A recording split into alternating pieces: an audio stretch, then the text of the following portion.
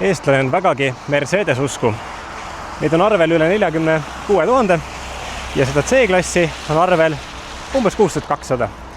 Ja nüüd aastal 2021 jõudis C-klass siis järjega 5. põlvkonnani ning kandab indeksit V206.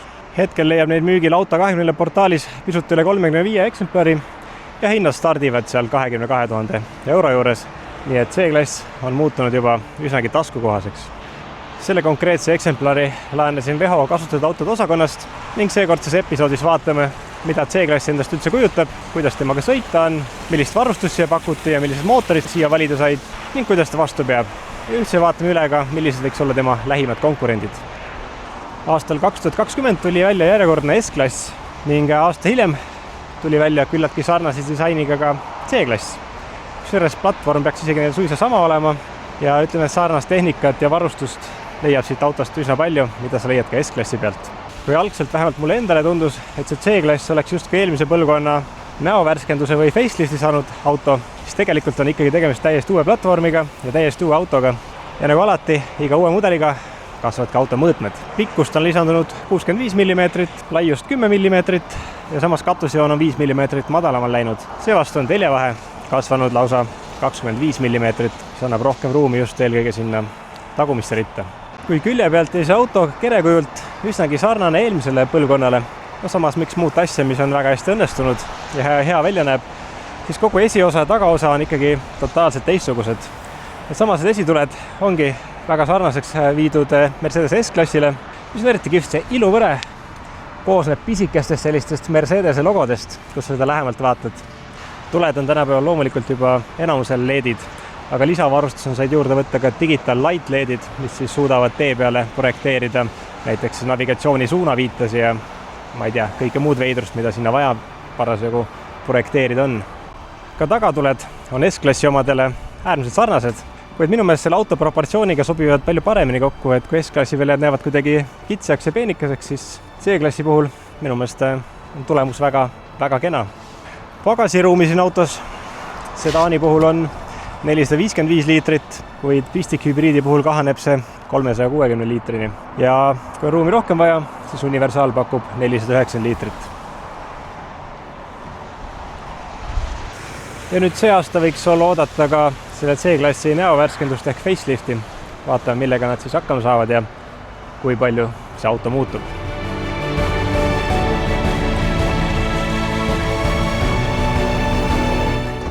Mootorite valik siin kubaturi mõttes ülemäära keeruline ei ole. Baasmudel ehk C180 saab endale 1,5 liitrise bensiinimootori, mida loomulikult siis aitab turbo kaasa. Kilovatt on 125 ja kiirendus 0-100 8,6 sekundit. Kusjuures kõik Mercedese mootorid on vähemal või rohkemal määral elektrifitseeritud. Siin peal on 48-voldine integreeritud starter-generatorsüsteem, mis annab autole sellist lisapunki eelkõige madalatel pööretel. Kuid järgmisena oli valikust C200, sellel on juba 150 kilovatti ning edasi läheb juba C130 ja seal kerkib kubatur juba 2 liitrini ja kilovatte on 190 ning kiirendus 0-100 6,0 sekundit. Ühtlasin valikus ka pistikhübriidid C300E näol ja C400E näol. Kilovatte vastavalt siis 230 ja 280. Kusjuures pistikhübriid suudab puhtalt elektrijõul sõita umbkaudu 100 kilomeetrit, mis on päris arvestatav näitaja. Ja loomulikult ei puudu ka AMG mudelid. Need kasutavad samamoodi 2-liitrist bensiinimootorit. Esimene C43 on kerghübriid ja siis C63S on juba pistikhübriid, millel on 500 kilovatti ja kiirendus 0-100 3,4 sekundit. Diiselmootorid on kõik 2-liitrised. C200 ehk baasmudel annab välja 120 kilovatti, C220D annab juba 147 kilovatti ja C300D on siis 195 kilovatti. Kuid lisaks on olemas ka pistikhübriid C300DE, sellel on juba 230 kilovatti. Käigukastiks on alati 9-käiguline automaat ja standardina tuleb ta välja tagaveolisena, kuid lisavarustus on ka nelikvedu ehk siis Formatic. AMG mudelid tulevad alati nelikveolisena ning lisavarustusena said tellida veel ka tagarataste pööramise, sellisel juhul keeravad tagarattad 2,5 kraadi kaasa ehk siis pöörderaadius viia alla 11 meetri.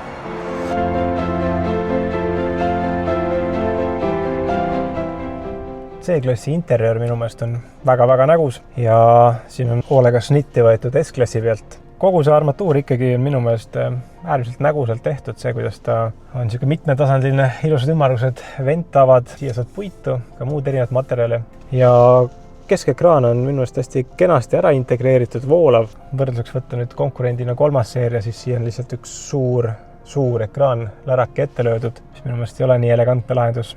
Rooli sai siia 2 erinevat, klassikalise ümmarguse või see AMG stiilis, kus see alumine osa on siis niisugune sirge ja peal on puutetundlikud nupud, millega mina kahjuks päris lõpuni sõbraks ei ole saanud veel. Mulle väga meeldib Mercedese lahendus, kus istme juhtimine on viidud siia uksepolstri külge.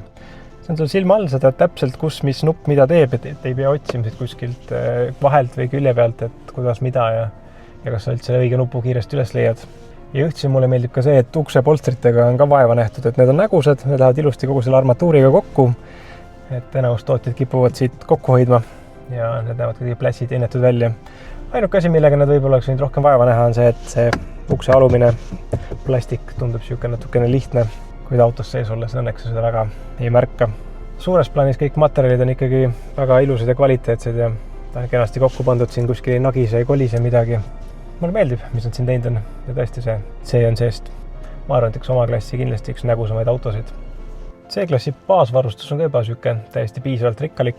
Sa saad nahast rooli, kas siis tavalise standardse ümmarguse või siis seesamane AMG variant, mis siin sees on puutetundlike nuppudega, kus siis menüüsi juhtida. Lisaks on baasvarustuses olemas ka juba roolisoojendus, mis läheb küll siit menüüst sisse lülitada. On võtmevaba käivitus, esiistme soojendused tulevad ka standardina kaasa. Kliimasüsteem on kahetsooniline ja kliimajuhtimine käib siit samast armatuuri pealt. Nii et kuigi ta on digitaalne, siis nende asukoht jääb kogu aeg samasse kohta. Ja nende kasutamine on küllaltki niisugune lihtne ja mugav ja mind absoluutselt ei häiri, et ta ei ole füüsiliste nuppudena olemas. Lisaks saad veel püsikiirushoidja, vihmasensoriga kojamehed, automaatsed kaugtuled ja parkimiskaamera koos parkimisanduritega. Ja mis on eriti kihvt Mersude juures, siin on olemas ka sõrmenäele lugeja, ehk saad oma profiili ära salvestada ning iga kord, kui autosse istud, siis näeb siia vastu korra ja paneb sinu järgi paika, kas raadiojaamad, kliimaseaded või ka istmed. Ja kõigil C-klassidel on ka standardvarustuses kaasas telefoni juhtmeva laadimine. Siia ette saad 2 topsihoidjat ja siin on niisugune paras laegas, kus oma asju ära peita. Ja siin sees on ka väike niisugune lisapanipaik. Ja loomulikult tänapäevases moodsas maailmas tuleb sul siit kaasa ka Apple CarPlay ja Android Auto. Nii et saad oma telefoniga juhtmevabalt ära ühendada süsteemiga. Muidugi lisavarustust siia pakuti üsna usinalt. Pikast nimekirjast said siia juurde võtta kunstnahaga kaetud armatuuri ja uksepolstrite ülemised osad, elektrit reguleeritavad istmed koos mäludega, lisaks veel istmetele ventilatsiooni ja tagumistele istmetele ka soojenduse. Adaptiivne püsikiirushoidja paraku ei tule baasvarustuse kaasa ning see tuli ka juurde tellida. Ja lisavarustusena pakuti ka äpist või siis taimeriga mootori ja salongi eelsoojendust. Kuid mis minu meelest eriti äge lisavarustus on, kui sa ikkagi raatsid siia võtta selle 360 kraadi kaamera, siis selle pilt on ikkagi väga hea, et sa saad siin põhimõtteliselt vaadata ilusti ümber auto, kus sul mingid takistus on, niisugune äge 3D pilt manatakse sulle ette. Päris äge Fiat Multipla paistab seal taga. Baashelisüsteem siin autos on muidugi selline mitte just võib-olla kõige paremini õnnestunud, et paljud kasutajad kurdavad, et bassi jääb puudu ja kui see helipilt on ikkagi natuke nukker. Aga juurde saad valida Advanced Sound Systemi, millel siis juba on 9 kõlarit ja 225 vatti ja tipuks jäi siis Burmesteri 3D Surround System. Sellel on juba siis 15 kõlarit ja 710 vatti. Näidikute paneel on digitaalne, alguses pakuti ka niisugust 10,25 tollist väiksemat ekraani või siis lisavarustusena 12,3 tolli suurem ekraan. Igatahes on üsna ulatuslikult seadistatav ja saad sinna sobivaid näite endale kuvama panna. Keskekraan oli siis see odavam variantil 9,5 tolli ja lisavarustusena said siis 11,9 tolli. Selle pilt on küll ülimõnus terav, see menüü on üliloogiline, lihtne ja see reageerib väga hästi puudutusele ja on ülimugav kasutada. Ja lisaks siin ekraani all on ka niisugune rida nuppe, mis on ka poolenisti puutetundlikud. Kokkuvõtvalt on ikkagi see C-klassi interiör äärmiselt mõnus ja nägus ja kena. Ja see iste on siin ka mõnus, ta on piisavalt hea külgtoega, piisavalt kõva, samas parajalt pehme, et pikemat sõitu teha on siin äärmiselt mugav. Tunnistan, et ma kartsin, et see auto on natuke hitsam, aga ütleme niimoodi, et täiskasvanu mahub siia kenasti istuma. Põlveruumi on piisavalt, ka pearuumi on piisavalt ja tagumine rida näeb siuke nägus välja. Iste on mõnus, see põhi on piisavalt pikk, siin istme all jalgadele nüüd ruumi on piisavalt, aga mitte ülemäära palju ja keskmise istuja jaoks muidugi see kardaanitunnel on piisavalt lai ja kõrge, nii et keskel täiskasvanul ülemäära mõnus ei ole. Aga kõik muu on siin väga siuke viisakas ja kena. Käetoe seest leiad ka siukse telefonihoidja, saad oma telefoni siia panna ja korra veel vajutad. Siis on siin olemas ka 2 topsihoidjat, kus oma joogid siis ära panna. Kahju muidugi sellest, et USB-C laadimispesa siis siin tagumises reas küll ei paista. Lastel saab üsna kähku see telefoni aku tühjaks, nii et need võiks siin ikkagi olemas olla. Ja need istme seljatoed saad siin 40, 20, 40 osas veel alla klappida, et kui on vaja midagi suuremat vedada.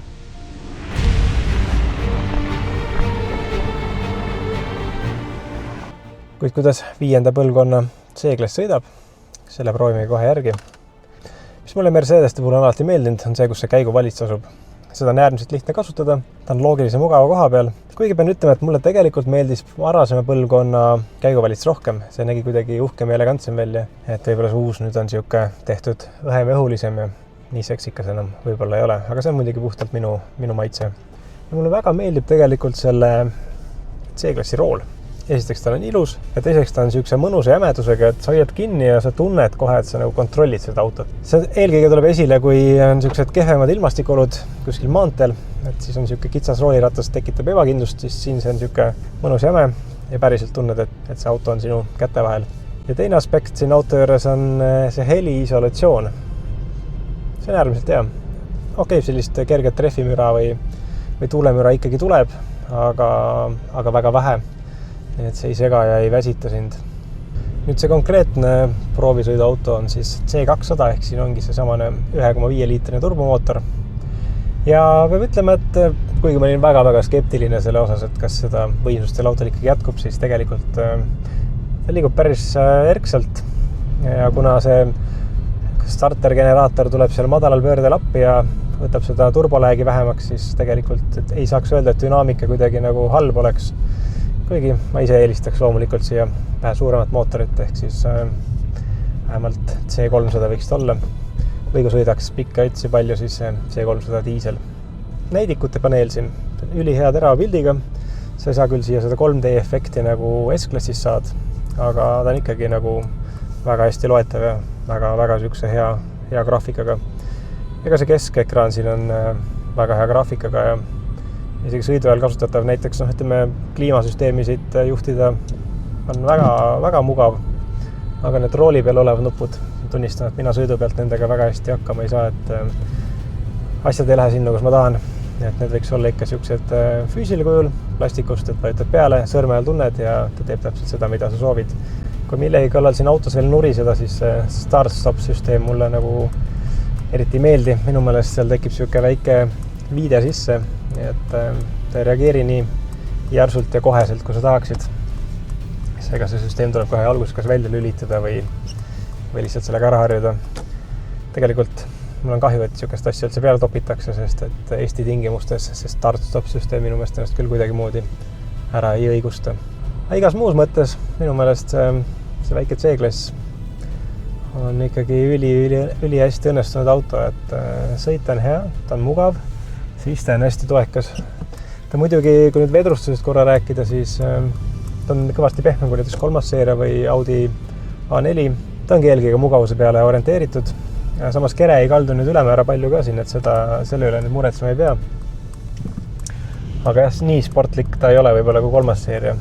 Aga eks Mercedes panustabki eelkõige sellisele mugavusele ja elegantsusele. Ja mis selle auto juures üks suuremaid plusse on võibollagi see manööverdamisvõimekus, sest et esiteks nähtavus on hea, parkimiskaamera on üsna siukse hea pildiga ja veel parem, kui sul see 360 kraadi kaamera on, siis sellega kuskile kitsasse kohta või postide vahel ära parkida. Tundub ikkagi päris siuke lihtne ülesanne. Ehk kokkuvõtvalt C-klass sõidab ikkagi mõnusalt, vaikselt ja mugavalt. Nii et siin on päris siuke nauditav sees. Kui ma väike 9-aastane tütar siia korra kõrval istus, siis ütles, et tema jaoks oli see kogemus ka kuidagi siuke äärmiselt rahustav, nagu viibiks väikesel puhkusel. Vast on C-klassi kohta päris hea kompliment. Või siis kõik mu teised autod on lihtsalt nii halvad olnud, et pole talle eriti muljet avaldanud.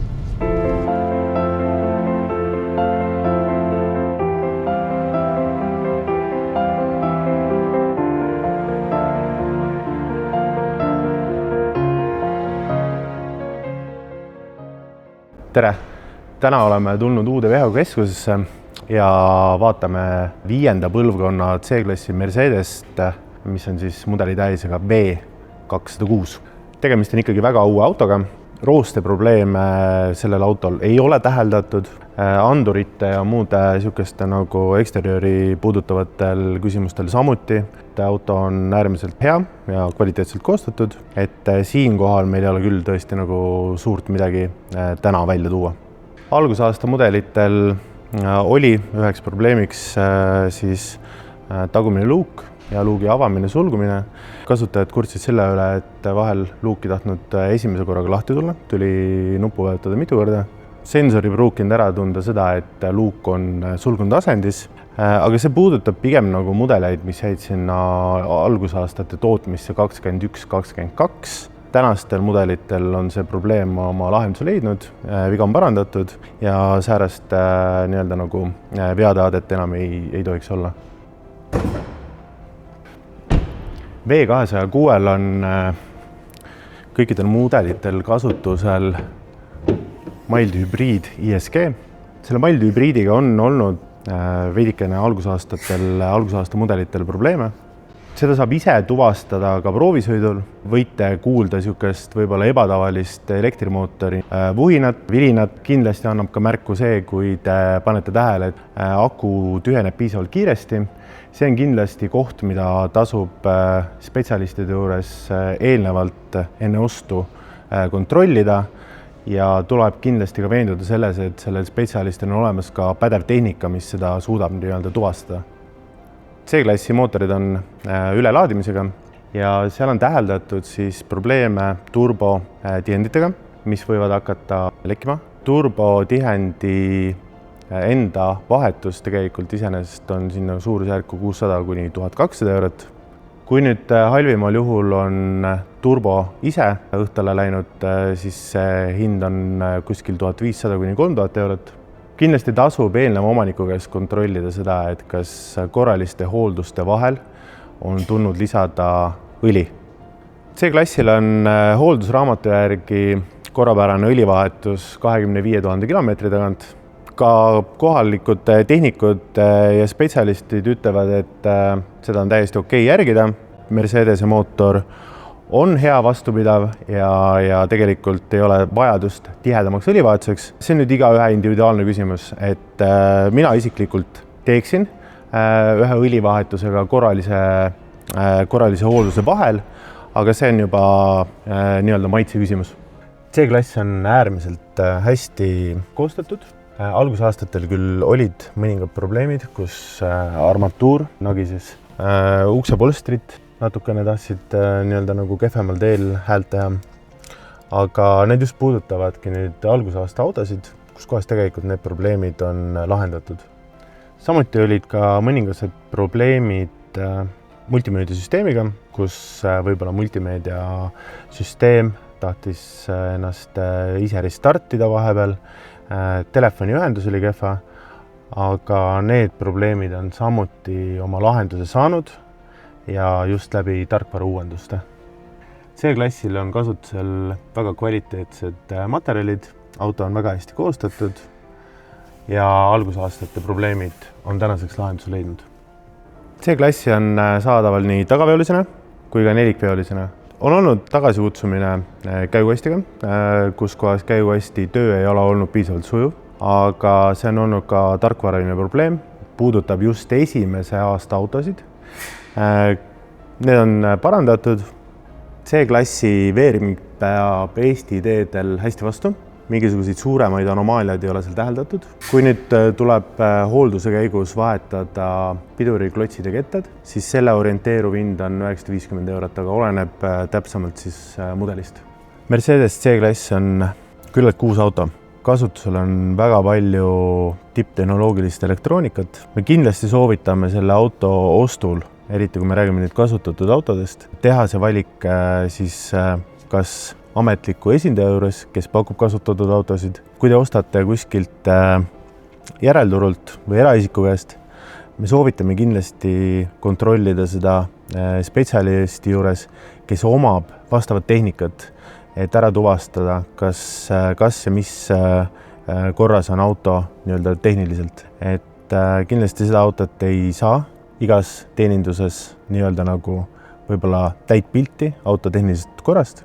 Soovitame tulla veosse või siis võtta ühendust automaakleriga.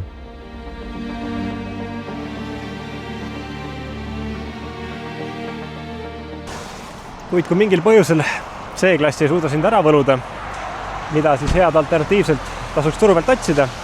Üheks tugevaks konkurendiks kindlasti on 2019 aastal välja tulnud BMW 3 seeria 7. põlvkond. Selle hinnad algavad juba kuskil 17 000 euro juures ja müügil leiab neid lausa üle 100 eksemplari. BMW eesmärk on muidugi eelkõige pakkuda sellist head dünaamikat juhile ja sportlikumat sõiduelamust. Koostöö kvaliteet väga hea, ruumikus on nagu ikka 3. seerial, aga sõita on temaga tõesti hea ja mootorite dünaamika on äärmiselt eeskujulik. Nii et kui tahad rohkem sellist sportlikku ja jäigemat sõiduelamust, siis tasub võib-olla vaadata sinna 3. seeria poole. Sakslastest on kindlasti üheks tugevaks konkurendiks veel ka 5. põlvkonna Audi A4, mis tuli välja küll juba aastal 2015, ent aastal 2020 läbis sellise põhjalikuma mudelivärskenduse, nii et tasub vaadata pigem neid mudelivärskenduse järgse mudeleid. Müügil on neid paarkümmend eksemplari ja hinnad stardivad seal 17 000 euro piirimailt. Audi võib-olla on natukese aegunud juba võrreldes nüüd BMW ja Mercedesega, kuid endiselt ta pakub sellist head sõiduomadust ja võikski jääda siis oma sportlikkuse ja mugavselt sinna Mercedes ja 3. seeria vahele. Mida siis kokkuvõtvalt arvata sellest 5. põlvkonna C-klassist? Minu meelest on tegemist äärmiselt kauni disaini saanud autoga. Meenutabki sellist pisikest S-klassi, kuid proportsioonid võib-olla isegi natuke paremini paigas. Ja vähemalt minu enda arvates on selle auto interjöör selles klassis üks kaunimaid. Varustust said palju, mootorite valik on selline nagu ta on, 1,5-liitrised, 2-liitrised, kuid särtsu ja võimsust neil jagub. Saad teda nii tagaveolise kui nelikveolisena ja kuna see auto on tootmises olnud vaid 5 aastat, siis väga palju probleeme siin esile tuua ei olegi. Kuid jah, sõiduomadused on mõnusad, ta on mugav, ta on vaikne, võib-olla küll mitte nii sportlik kui mõni konkurent, aga kui sa ikkagi otsid pigem sellist mugavat kulgemist, siis on C-klass tõenäoliselt selles kohas üks parimaid valikuid. Nii et minu arvates äärmiselt õnnestunud auto.